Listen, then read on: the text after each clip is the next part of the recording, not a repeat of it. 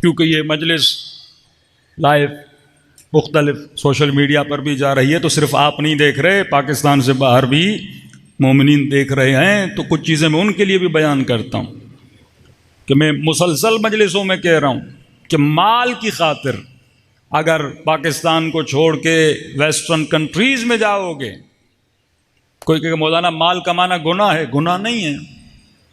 Education کے لیے جانا گناہ ہے، گناہ نہیں ہے، جاؤ۔ لیکن یہ یاد رکھنا ان معاشروں میں تمہاری نسلیں تباہ ہو جائیں گی۔ میں نے پچھلی مجلس میں کہا تیسری نسل وہاں تباہ ہوتی ہے۔ ایک مومن نے وہاں سے مجھے میسج کیا کہ مولانا پہلی تباہ ہو چکی ہے، آپ تیسری کی بات کر رہے ہیں، ہم پہلی میں پھنسے ہوئے ہیں۔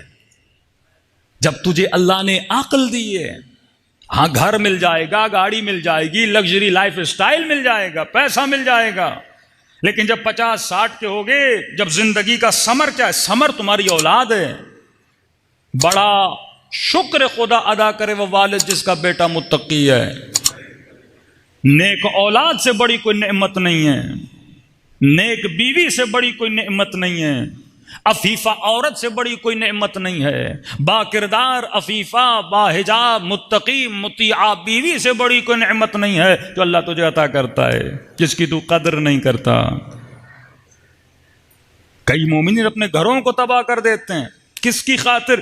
کسی بدکارہ بد حجاب فاسقہ عورت کی خاطر اپنے گھر کو تباہ کر دیتے ہیں۔ قدر و قیمت نہیں جانتے کہ کیا قیمت ہے۔ نیک خاتون، محجبہ خاتون، مطیعہ خاتون، جس کی شکم سے نسل پیدا ہوتی ہے، وہ تمہارے بچوں کی مربی بنتی ہے۔ کیا تو حیوان ہے؟ شہوت جسم کے لیے، مال دنیا کے لیے اپنے معصوم بچوں کو تباہ و برباد کر رہا ہے، تو وہاں تجھے سب کچھ مل جائے گا۔ کئی لوگ ہیں جنہوں نے اپنے ایمان پہ کمپرومائز کیا، جنہوں نے مال دنیا کی خاطر کمپرومائز کیا کہ یہ چیز مل جائے۔ اس لیے معصوم فرماتے تو گناہ کا تعلق بننے ہی نہ دے، تو خود پہل کرتا ہے تبھی گناہ ہوتا ہے۔ مرد اور عورت کی اللہ نے نیچر ایسی بنائی ہے، پھر اس کے حساب سے اللہ نے حدود بنائے۔ مرد کی نیچر میں جھانکا جھانکی ہے، دیکھنا ہے، اس کی نیچر ہے۔ عورت کی نیچر ہے خود کو دکھانا، اس کی فطرت میں وہ خود کو دکھائے دکھائے دکھائے، چار لوگ اس کی تعریفیں کریں۔ تبھی اللہ نے کہا کہ یہ گھر سے نہ نکلے۔ تبھی سیدہ سے پوچھا گیا بی بی عورت کب خدا کے قریب ہوتی ہے؟ فرمایا جب وہ اپنے گھر کے اندر ہوتی ہے۔ اللہم صل علی محمد۔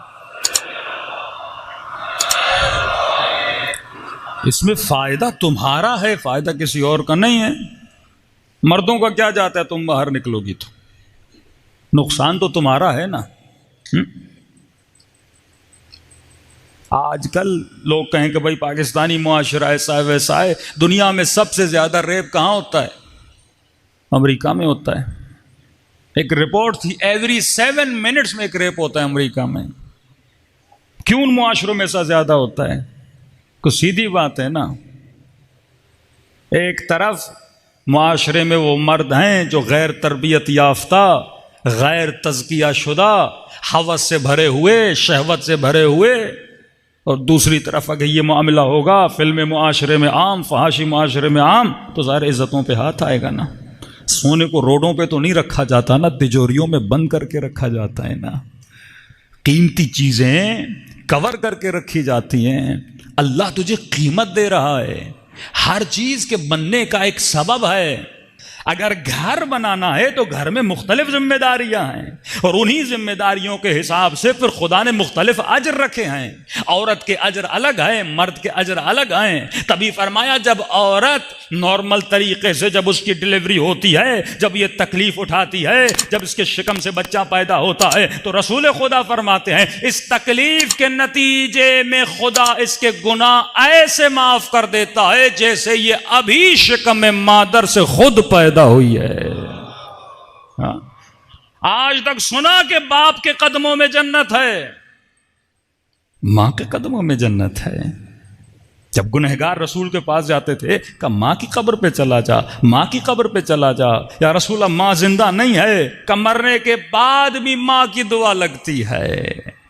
کیوں؟ کیونکہ تیرا مقام اتنا بلند ہے، اگر تو زحمت اٹھا رہی ہے تو خدا تجھے رحمت بھی تو دے رہا ہے نا۔ پھر امام حسین بولیں 12 اماموں میں اللہ تو مجھے زحمت کیوں دے رہا، الیاذ باللہ۔ ہر امام کی اپنی ڈیوٹی ہے،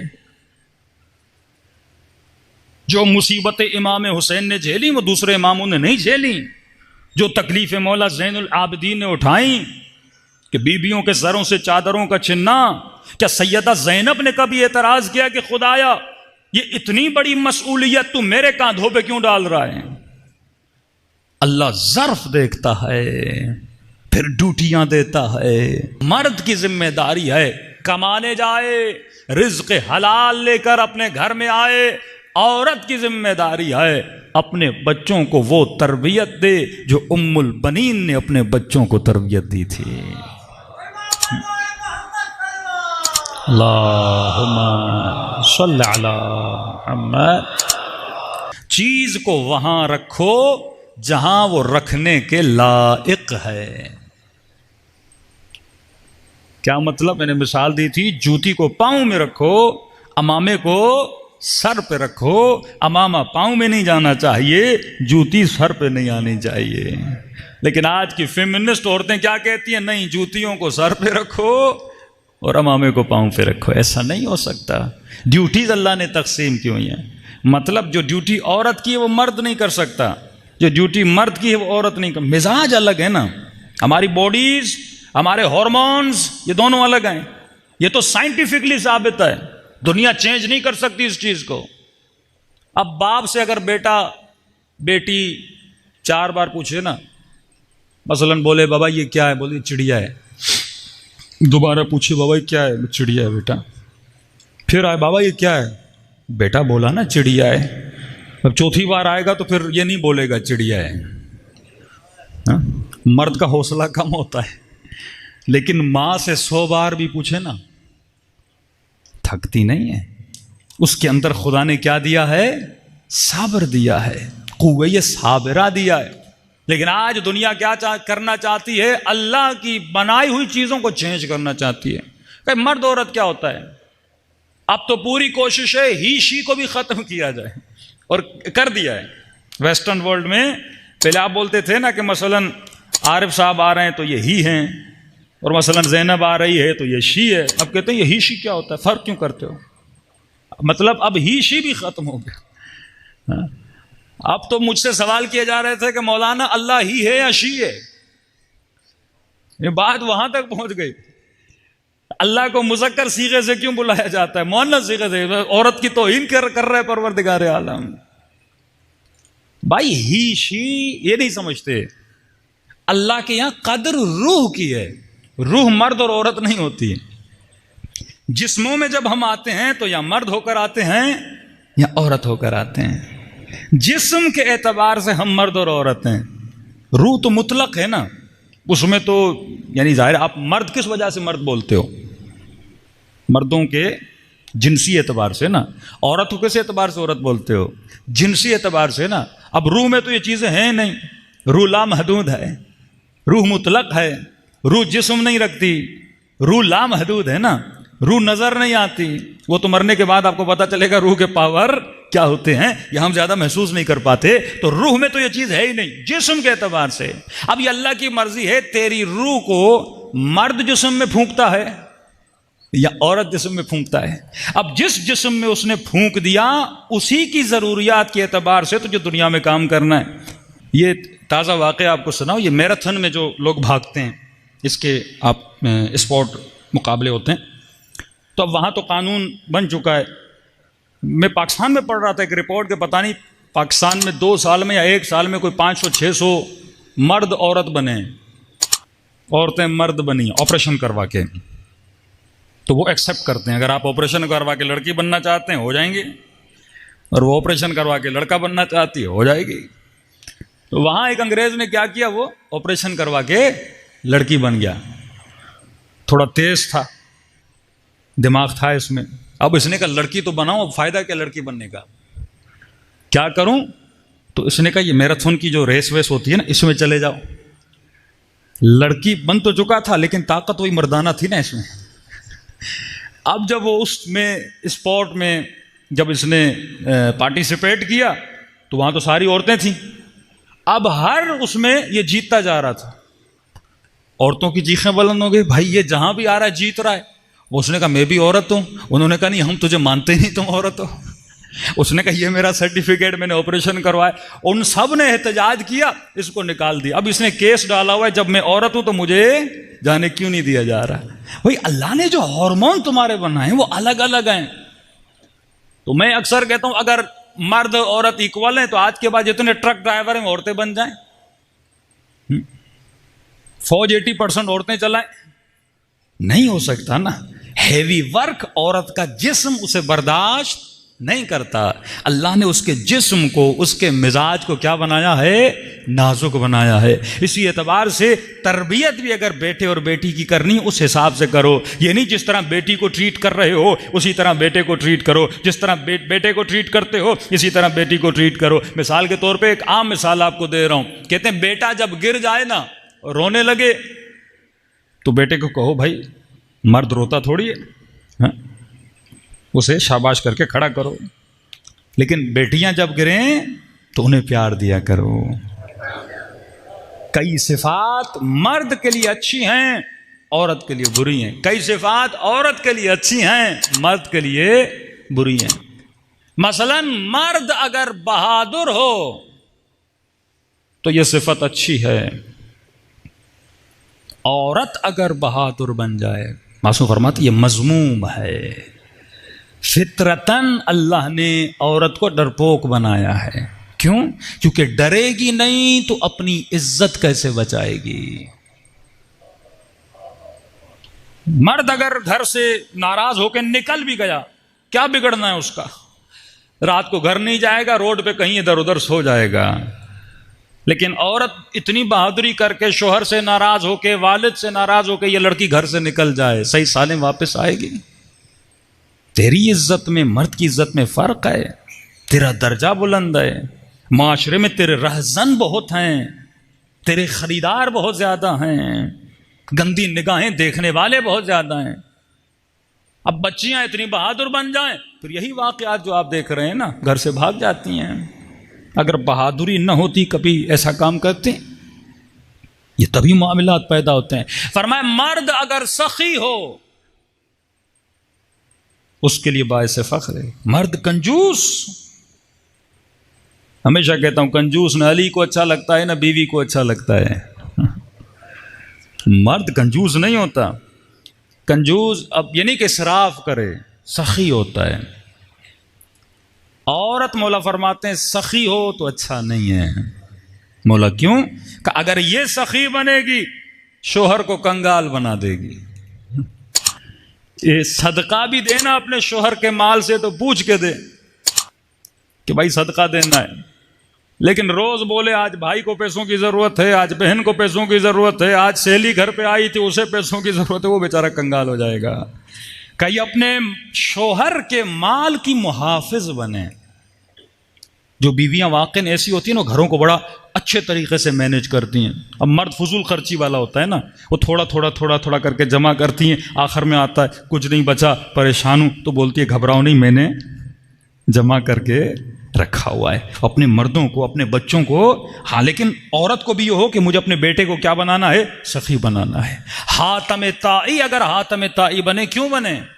جب حاتم سے پوچھا حاتم تو اتنا سخی کیسے بنا, تو حاتم طائی کہتا ہے میری سخاوت میں میرا کردار نہیں ہے, حاتم طائی کی ماں کا کردار ہے. بانی ایک مجمع کا بندہ کہہ رہا ہے مولانا ہم گئے, مولوی صاحب کو کہا یہاں خواتین کالے کپڑے پہن کے آتی ہیں, سر پہ دوپٹہ نہیں ہوتا, شلواریں پہنتی ہیں, ٹخنے نظر آتے ہیں. اب دنیا کو کیا پتہ شیعہ ہیں سنی ہیں, مجلسوں میں تو سبھی کالے کپڑے پہن کے آ جاتے ہیں, لیکن دنیا تو شیعہ سمجھتے, پھر بولیں گے شیعوں کی عورتیں حجاب نہیں کرتی. کہ مولوی صاحب ذرا ممبر سے بتا دیجئے. کہ بھائی میں نہیں پڑھوں گا. کہ مولانا بتا دیجئے محرم نہ محرم خواتین حجاب کریں. کہنے لگا اگر میں پڑھوں گا تو پھر لوگ مجھ سے حجاب کریں گے, میں پڑھوں گا مجمع کم ہو جائے گا. مجمع کم ہوگا تو کیا ہوگا؟ مارکیٹ ڈاؤن ہو جائے گی. مجمع بڑھے گا تو کیا ہوگا؟ مارکیٹ ہائی ہو جائے گی. اور جب مارکیٹ ہائی ہوگی تو کیا ہوگا؟ پیسہ زیادہ ملے گا. اسی لیے چھٹے امام کا فرمان ہے، دیکھو تو صحیح ممبر پہ کسے بٹھا رہے ہو؟ جس کے دل میں مال دنیا کی محبت ہے وہ تجھے دین نہیں دے گا. وہ مال کی خاطر دنیا بیچے گا، وہ تیری رضا کے لیے پڑے گا، حسین کو راضی کرنے کے لیے نہیں پڑے گا. ایک زمانہ تھا جب لوگ لفظ زنا سنتے تھے وجود میں کپ کپاہٹ آ جاتی تھی. مومن اور زنا، حسین کا چاہنے والا اور شراب. اللہم صل علی محمد وآل محمد. سیدہ زینب کی ماننے والی اور اپنی چادر اتارے، اپنے حجاب پہ کمپرومائز کرے، نازک کپڑے پہن کر روڈوں پہ چلے. جب حجاب کا فلسفہ لوگوں کو نہیں پتا، سمجھتے ہیں حجاب کا مطلب ہے بس دوپٹہ کرنا. حجاب کا مطلب ہے اپنے جسم کے اعضاء کو ظاہر نہ کرنا. اب حجاب کیے ہوئے ہے، جینس کی پینٹ پہنی ہوئی ہے، سر پہ دوپٹہ ہے اور شرٹ اور پینٹ پہن کے چل رہی ہے، یہ جسم جہنم میں جلایا جائے گا. کیونکہ تو اپنے جسم کی سائز دکھا رہی ہے، مرد اور عورت دونوں کے لیے. تھوڑی سی باڈی بلڈنگ کر دی، 4 بیڑیاں کھول کے روڈ پہ چل رہا ہے، تو کیا دکھا رہا ہے لوگوں کو؟ زینت، خذو زینتکم، اپنی زینتوں کو کہاں پہ لے کر آؤ؟ اللہ کے دربار پر لے کر آؤ. یہ جسم امانت پروردگار عالم ہے. حسین اگر اپنے جسم کو کہیں پہ پیش کر رہے ہیں، وہ زمین کربلا میں دربار خدا میں پیش کر رہے ہیں. عباس کے اگر بازو کہیں پہ کٹتے ہوئے نظر آتے ہیں، ذرہ برابر ابا نہیں کیا اہل بیت نے.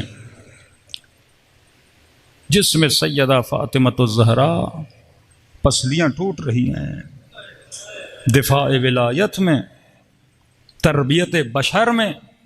آجیوں سے پوچھا جائے، 2 مولا حسین کے قاتل ہیں، جسم کا قاتل اور آقا حسین کے مقصد کا قاتل. یہ میں اپنے لفظ بیان نہیں کر رہا، میرے امام محمد باقر علیہ الصلوۃ والسلام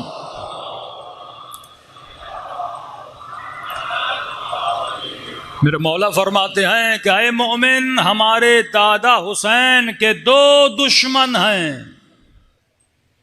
ایک وہ دشمن تھا جو حسین کے جسم کا دشمن تھا، جس نے کربلا کے میدان میں میرے بابا کے جسم پہ گھوڑے دوڑائے، بدن پہ تیر مارے، بدن پہ پتھر مارے.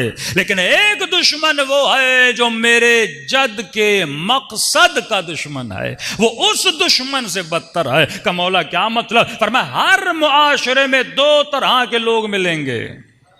امام نے لفظ علماء بھی استعمال کیا، علماء حق اور علماء سوء. کچھ وہ جو حق بیانی کریں گے، کچھ وہ جو سوء بیانی کریں گے. یہ کفر کے فتوے، یہ ساری چیزیں کہاں سے آتی ہیں؟ جنہوں نے دین کا ہدف نہیں سمجھا. کہ مولا آپ کے جد کا مقصد کیا تھا؟ کہا زیارت وارثہ اٹھا کر دیکھو، زیارت عاشورہ اٹھا کر دیکھو، جامع کبیرہ اٹھا کر دیکھو. برملا ہر معصوم یہ کہہ رہا ہے، ہر بندہ یہ گواہی دے رہا ہے کہ اشہد انک قد اقمت الصلاۃ وآتیت الزکاۃ وامرت بالمعروف ونہیت عن المنکر. جو بھی مومن کربلا جاتا ہے یہ گواہی دیتا ہے کہ مولا حسین آپ کا مقصد کیا تھا؟ کہ نماز کو قائم کیا جائے، زکوٰۃ کو ادا کیا جائے، امر بالمعروف کیا جائے اور نہیں عن المنکر کیا جائے. لیکن افسوس سے یہ کہا جاتا ہے آج ممبر پہ آنے والا یہ بولے کہ اس ممبر سے نماز کا پیغام نہ دیا جائے. نماز کون سا جنت لے جاتی ہے؟ پھر تو کربلا جا کے گواہی کیوں دیتا ہے؟ اشہد انک قد اقمت الصلاۃ، میں گواہی دیتا ہوں آپ نماز قائم کرتے تھے. پھر اپنی غلط بیانی کے لیے دلیل بھی پیش کرے، مولوی صاحب کربلا میں حر نے کون سی نماز پڑھی تھی؟ جس جاہل کو یہ بھی نہیں پتا کہ حر نمازی تھا یا نہیں تھا، جب مولا حسین کے لشکر میں آیا، روایت کے جملے ہیں، جب وقت نماز ہوا، امام حسین نے کہا کہ ہور تو نماز پڑھا۔ کہنے لگا آقا حسین، غلام کیسے نماز پڑھا سکتا ہے آقا کے ہوتے ہوئے؟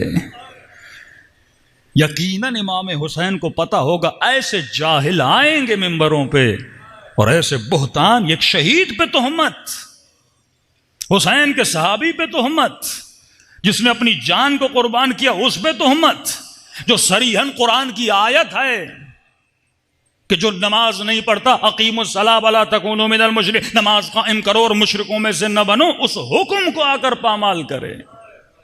ایک امام بتاؤ جس نے اپنی نماز کو ترک کیا ہو، جن کی شہادتیں سجدوں میں ہوں، جو نو کے نیزہ پہ جائیں تو شعر و شاعری نہیں کرتے تھے، قرآن کی تلاوت پڑھتے تھے۔ پورے سفر میں مولا امام زین العابدین فرماتے ہیں ایک بھی بی بی کی نماز تہجد قضا نہیں ہوئی، میں واجب کی بات نہیں کر رہا، یہ کیا جھوٹ ہے؟